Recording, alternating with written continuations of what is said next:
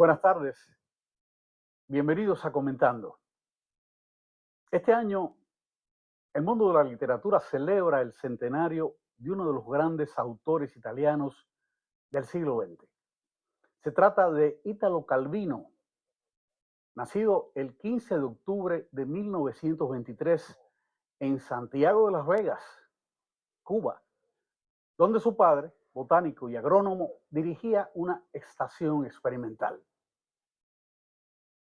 Calvino fue admirador del argentino Jorge Luis Borges, del guatemalteco Augusto Monterroso y del uruguayo Felisberto Hernández. En Italia promovió la publicación de autores latinoamericanos. El periodista, crítico, narrador y ensayista italiano regresó a Cuba en 1964 como jurado del concurso Casa de las Américas. En 1968 se publicó en la isla Las dos mitades del Vizconde, primera de una trilogía. Sin embargo, en 1971 los comisarios culturales ordenaron borrar a Calvino de editoriales, librerías, revistas y bibliotecas. Y el veto se extendió durante 18 años. Para hablar de la obra de Italo Calvino me acompaña el escritor, periodista y crítico Daniel Fernández. Daniel, buenas tardes. Buenas tardes. Curiosamente, hoy estamos a 15, ¿verdad? Cuando salga esto al aire, Claro, a 15 de octubre. cómo no, el nacimiento del gran Italo Calvino. Bueno, por cierto, sé que eres un profundo admirador de este escritor italiano tan importante. ¿Por qué? Bueno, hay muchas razones, porque él en realidad tiene una personalidad poliédrica, tiene muchas vetas, pero una de las cosas que más me hace admirarlo es su fe en la cultura, su fe en el ser humano como creador. A pesar de que es un hombre que conoció la Segunda Guerra Mundial, donde incluso tuvo experiencias como partisano, él no pierde esa fe en el ser humano y en la cultura como algo que, que nos puede salvar y que de hecho nos salva. Claro que sí.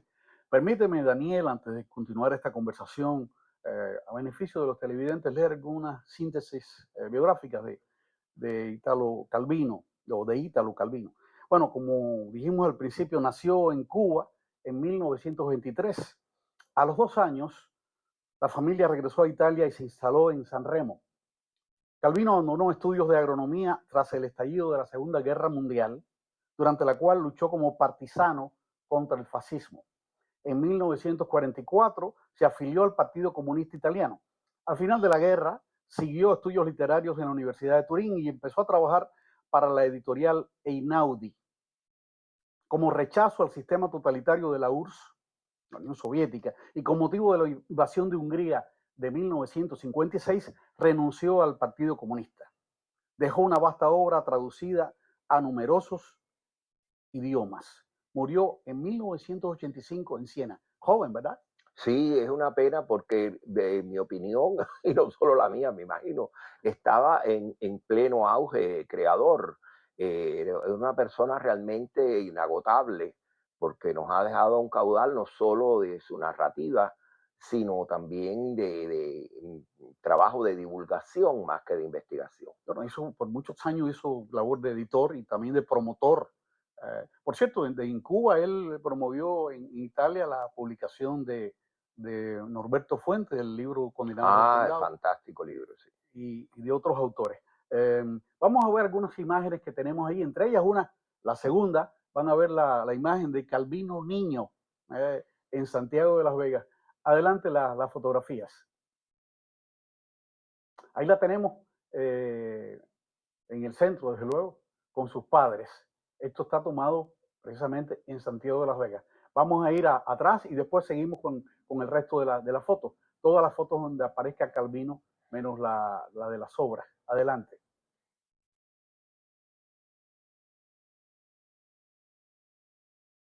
Se ve que le gustaban las plantas, porque viste que en Sí, la foto de fondo, y los libros, luego, ¿no? por supuesto. Esto es una foto muy simpática de Esta él fue, pues, yo creo que fue la y, portada de Vanity Fair. y rara. Bueno, esto vamos a dejarlo ahí, después lo retomamos esta situación. De las obras de Calvino, ¿cuáles te impactaron más? ¿Cuáles te han gustado más? Bueno, en la narrativa, una que incluso la leí de muy joven, es la del Castillo de los Destinos Entrecruzados, Ya, porque usa el tarot.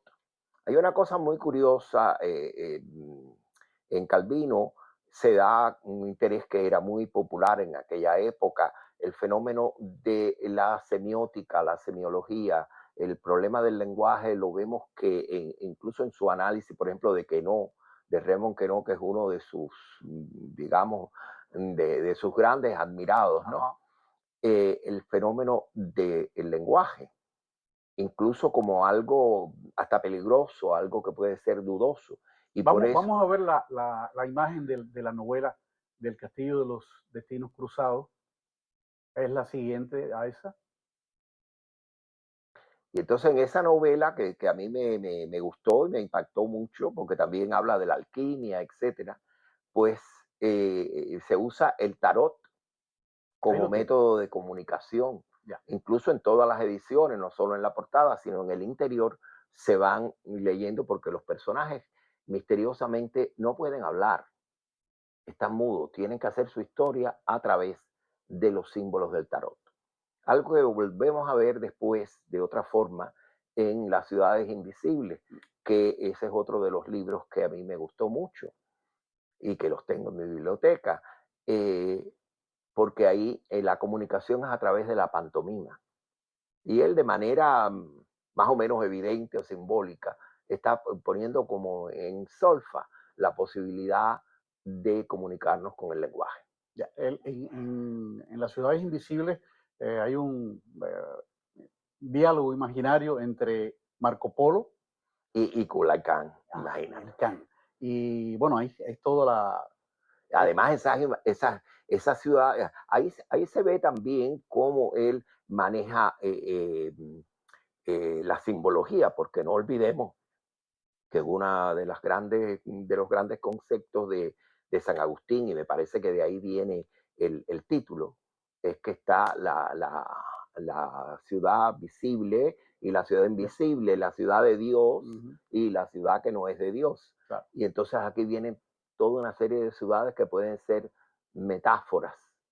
claro que sí. Y a mí una de las cosas, respondiéndote, abundando en la primera pregunta que me hiciste, una de las cosas que más me fascina en él, como, claro, por su extraordinaria cultura, él viene siendo una síntesis de las fábulas más antiguas, incluso de textos, digamos, religiosos antiguos, y las cosas más modernas.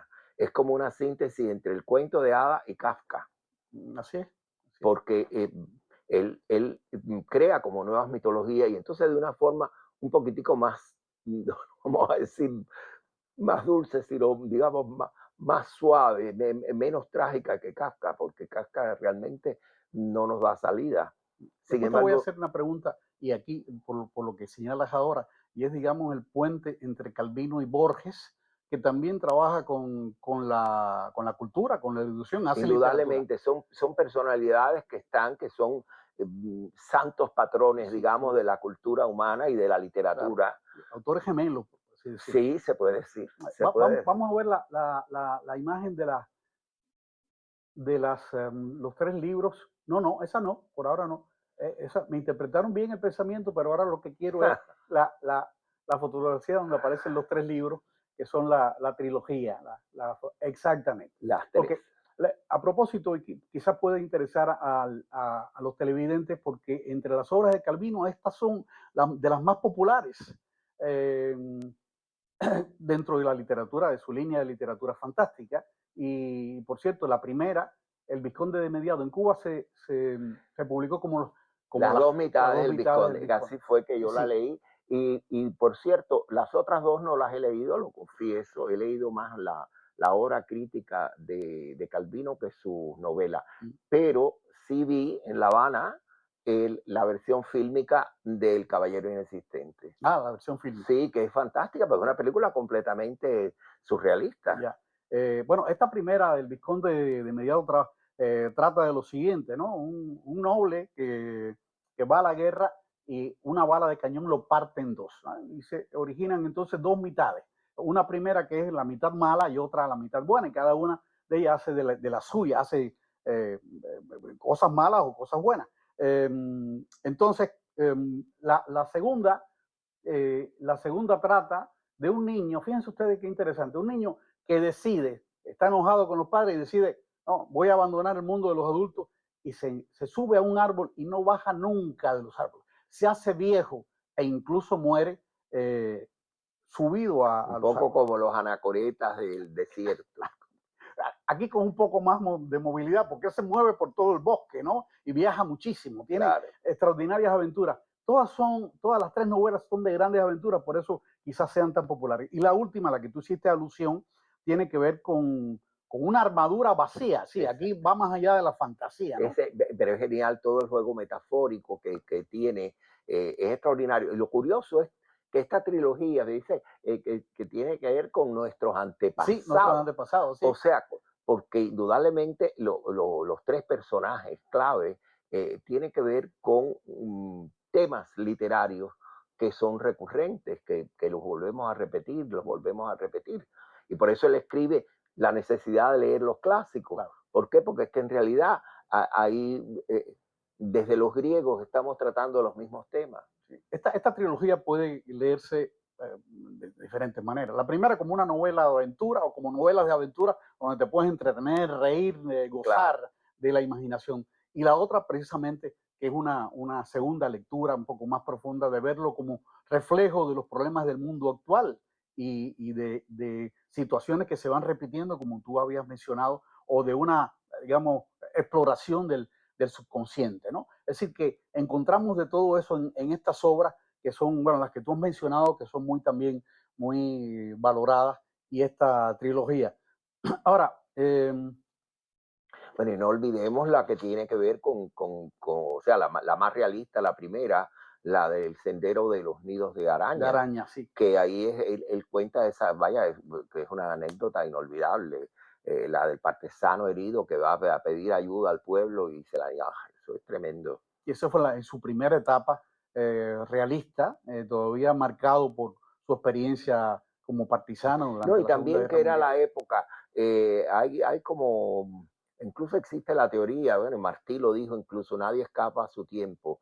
Y vemos que en Calvino, independientemente de su originalidad hasta un punto, él es reflejo del gusto de la época. Cuando él era joven, pues lo que estaba de moda era Curcio Malaparte, por ejemplo, ¿no? Mm. Y entonces él, aunque no llega a esas cosas tan terriblemente crudas, como en La Hora de Curcio, que por cierto también hizo una película como director de cine, y una casa que la diseñó él mismo y casi la hizo él mismo.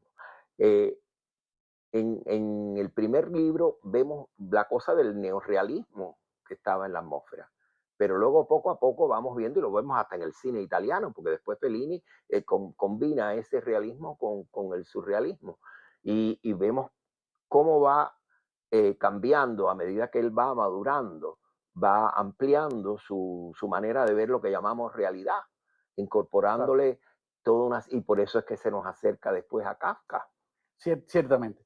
Hay una obra de él bueno, que es una reunión de ensayos en torno a otros autores, muchos autores.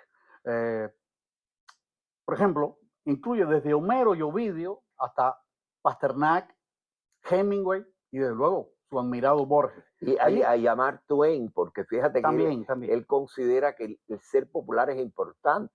allá. Bueno, voy a lo que voy. En este libro se encuentran 14 definiciones de lo que es un clásico, porque la obra se titula ¿Por qué leer a los clásicos? Porque Bueno, leer si los no sabes qué clásicos. cosa es un clásico, de qué estamos hablando, ¿no? Yo he seleccionado algunas de estas definiciones para que tú las comentes. Ah, la vamos. Y bueno, por ejemplo, esta que te voy a decir ahora dice que un clásico es un libro que nunca termina de decir lo que tiene que decir. Bueno, indudablemente, porque cada época, bueno, incluso Goethe decía que cada generación debe volver incluso a los griegos, y a darle su nueva interpretación. Eso lo vemos incluso en Goethe, que era un señor ya del siglo XVIII y bien conservador. Yo creo que sí, que cuando uno llega, vaya, lo tenemos hasta en la ópera, que se vuelven a tocar los temas como Electra. Electra es una ópera del siglo XX con tema de Eurípides. Y lo vemos en Bergman, en persona. La mujer está interpretando, la actriz que decide no hablar más. ¿Por qué? Porque se da cuenta de que lo que ella está interpretando, que tiene siglos, milenios casi. Pero no puedes negar tu pertenencia al mundo teatral. Ah, Yo, no. yo quiero que no te escapes y traerte al mundo de la literatura, porque además lo que decías es muy cierto, pero no solamente hay que remontarte, hay que, digamos, para em, restablecer el punto de vista de Calvino entre Homero o entre los trágicos griegos en nuestros días. Una misma lectura que tú hiciste de adolescente no es la lectura que estás haciendo ahora. No, claro Por que no. eso el clásico tiene siempre algo que decir, ¿no? Exacto. No, incluso en este mismo libro que has mencionado de por qué leer los clásicos, él hace un análisis fantástico de un cuento que a mí también me marcó, que es El pabellón en las dunas Sí, de Robert Louis Stevenson. Y entonces, porque hay dos versiones. Stevenson hizo una y luego como 10 o 12 años después la vuelve a retomar y la cambia por completo. Y a mí me llamó la atención de que en el análisis de Calvino de ambas versiones, falta lo que a mí, y por eso es para reafirmar lo que uno debe otra vez volver y que no acaban de decir, porque lo que yo encontré en el pabellón de las lunas no lo encontró Calvino, claro.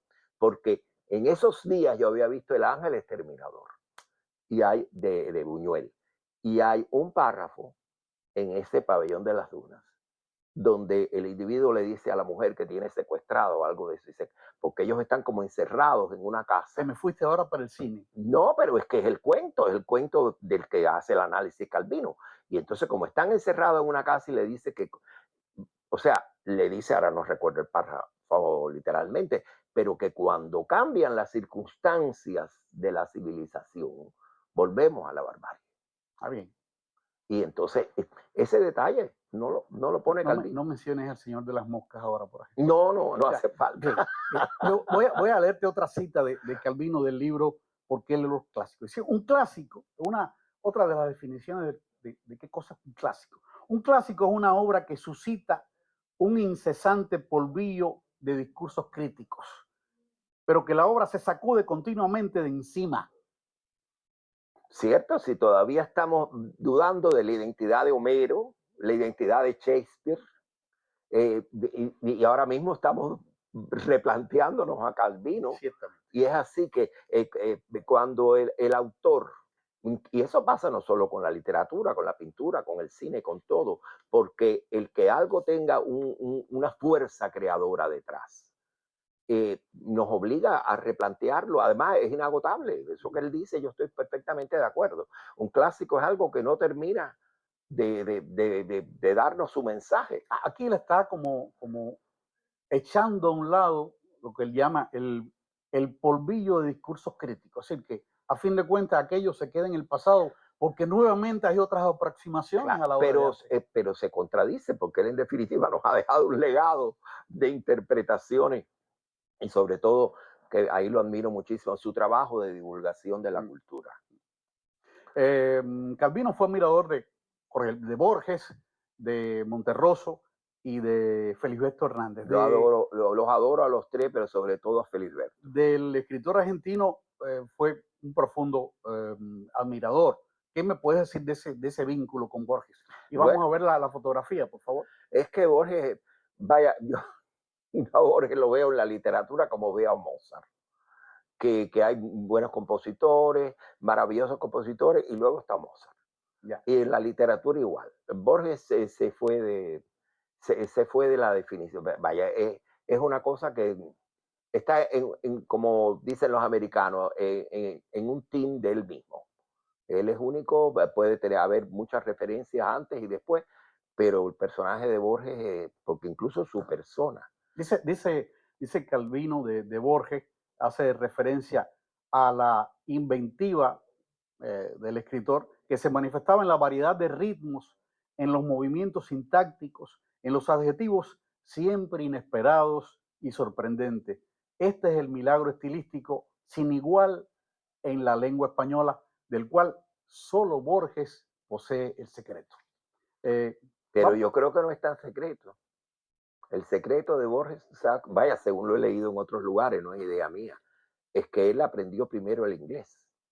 Y entonces él tenía un poder de síntesis que en castellano tenemos tendencia al barroco, pero como él aprende el español después de haber aprendido el inglés. lo que pasa es que hay gente que también lo ha aprendido después del inglés y no han sido escritores. Ah, no, no, pero claro, no, la genialidad de Borges, eso viene de arriba, eso viene de arriba, pero esa puede ser una explicación, Puede porque ser, por ejemplo, tú que eres periodista, igual que yo, que nos conocimos en el Geral, y tú sabes que siempre se nos pedía que fuéramos más breves, sí, y eso te pone eso mismo que él dice, ves la preocupación en Calvino por el lenguaje. También cuando hace el análisis de Ariosto, por ejemplo, él se va mucho a la forma y eso es importante, la forma es la clave.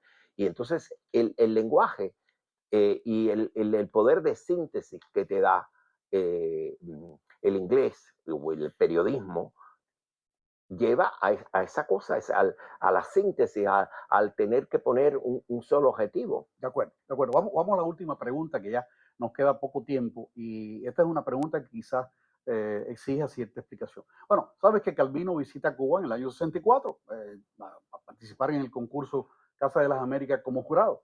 Eh, Él allí traba amistad con Miguel Barnett, con Antón Arrufat, quien tú conoces a ambos, y con Helio Orovio, no sé si también lo conoces. De Eh, pasada, sí. bueno, sin embargo, en mayo de 1971, algo sucedió que colocó a Calvino y a otros escritores en una lista negra. ¿Qué pasó? Bueno, el caso Padilla, ¿no? Sí, El caso Padilla, que indudablemente ahí se descubren las garras de la revolución en contra de la cultura, por aquel concepto famoso de Fidel de que con la revolución todo, que él era la revolución, o sea, sin Fidel no hay nada, había que apoyarlo aunque él dijera cualquier locura.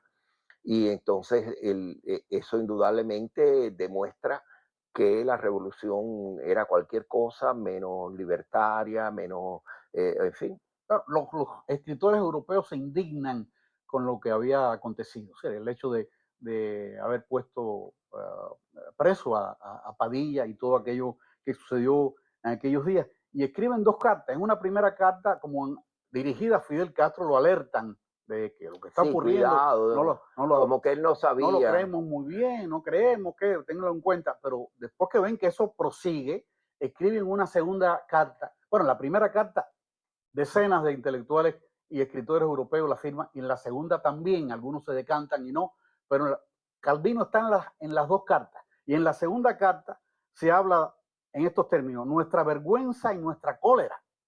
Están desafiando Claro. al comandante, que según ellos han utilizado con Padilla métodos que son la negación de la legalidad y la justicia revolucionaria, y es una penosa mascarada de autocrítica.